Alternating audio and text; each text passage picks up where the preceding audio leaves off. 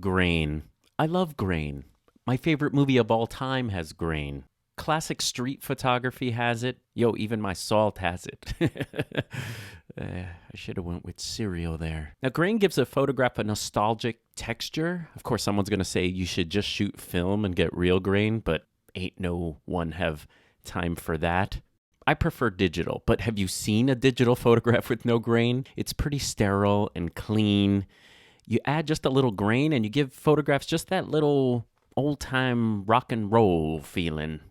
Now, you could increase the ISO on your camera and get digital noise, which is kind of like grain. And I experimented with this a little bit on the streets. And by streets, I mean those little streets in IKEA, you know, with the arrows on the floor.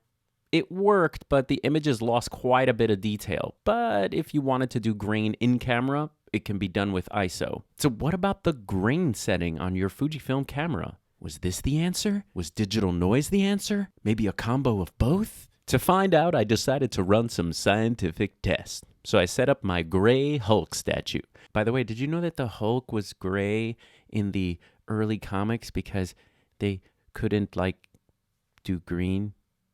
Anyway, so I took a lot of photos. I took photos with no grain, with weak grain, using the strong grain setting. I also took photographs at all ISOs, and I meticulously checked and examined all the grain in all the photos, and I came to realize that no one's going to notice your grain on Instagram. However, here's what I did find out. Okay, the grain discussion begins with JPEG or RAW. Let's start with JPEG. This means you're making grain in camera. I did a bunch of tests with noise reduction, and we had made a video on this, but noise reduction, should you keep it at 0? Should you do -4? So I did a bunch of tests that I won't bore you with, but here's an extreme example. ISO 12,800 with noise reduction on, and you get no grain because what the camera wants to do is get rid of the grain, obviously. That's why it's called noise reduction. And what we end up getting is our waxy JPEGs that we talked about in that other video. If you're interested in grain, turn noise reduction all the way off, -4. Now, the first thing to understand is what is ISO doing to your grain as you increase? Okay, so let's look at a clean file at ISO 200. That's the native ISO on the Fujifilm X-T2. Here's ISO 200 on the left, ISO 800. Here's 1600. And look at these shadows over here. Your JPEGs start to obviously get more grain. Here we are at 3200. If you notice, you get nice little grain here. As you increase the ISO, you're increasing the digital noise, which gives you more of the fake grain. Okay, here we are at 6400. You can see 200 versus 6400. And you can notice it here in the shadows from dark, very dark, to this middle, to this gray. You can see here the JPEG is kind of smudgy. And here you get a nice little grain. But one thing that you will start to notice if you go up in ISO on your JPEGs is the detail will start to go away. So if you notice, look at the eye in ISO 200 and also look at the hair. So the hair, you do get more grain, but you also lose a little bit of sharpness. Now we are pixel peeping. So if we move back a little bit, do you notice the grain? This is what I noticed also, is no one's going to notice your grain. Maybe if you're printing your images and people start to look at them, this is kind of what they'll see. You see here in the upper lip, that's what they'll notice on a print. Now, just as an aside here, isn't it cool that you can shoot your Fujifilm at 12,800 ISO and get a completely nice, usable image? This is totally fine, especially a black and white. So you do lose a little bit of detail if you notice between the two, but it's not the end of the world kind of thing. And by the way, if someone's noticing that your detail is not so great, that means your photograph stinks. All right, what about using the grain setting on your camera? So again, this is our clean file. And now on the right, we have grain on. We have grain on to weak. And so what is the weak setting actually doing? So what it does is the camera seems to throw on a little bit of hairspray. And it leaves this little film on there, and you can see it. Again, this is ISO 200 with no grain. We got the little smudgy smudge going. And then here you get a nice little spray that goes on there. All right, so strong grain gives you a little bit more spray here. We could see in the shadows. And it's not terrible. It's just a fine little grainy grain dust. But what's neat about the grain setting is you maintain some of your detail a little bit better than what happens with ISO. All right, so which should you use, ISO grain or the grain setting?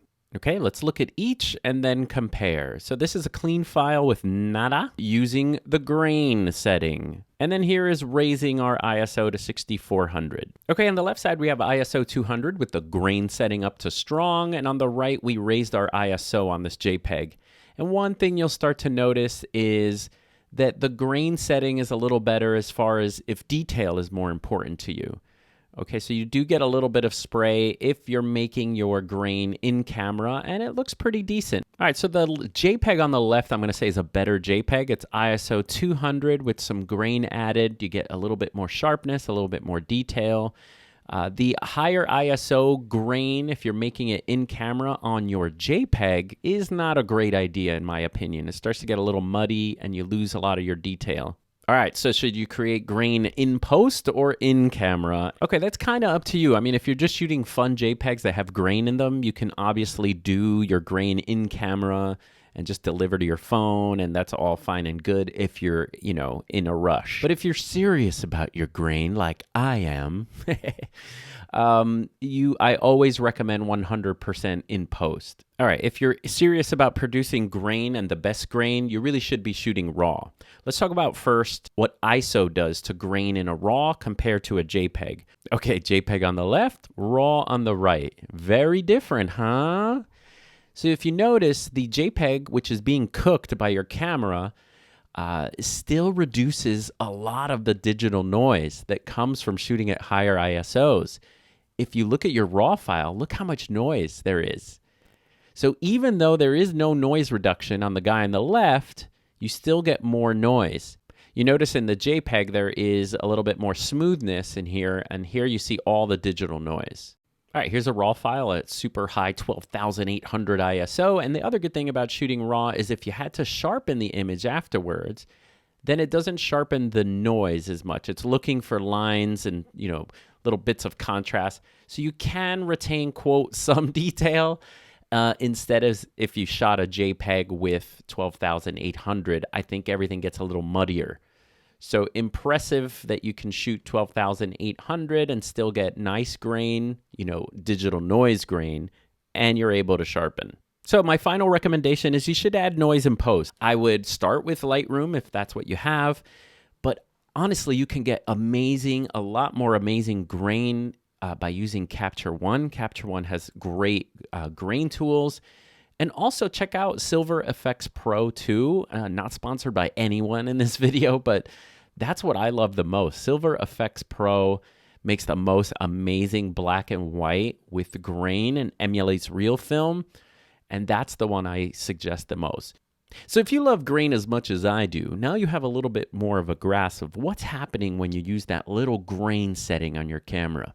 All right, I'll see you guys next time.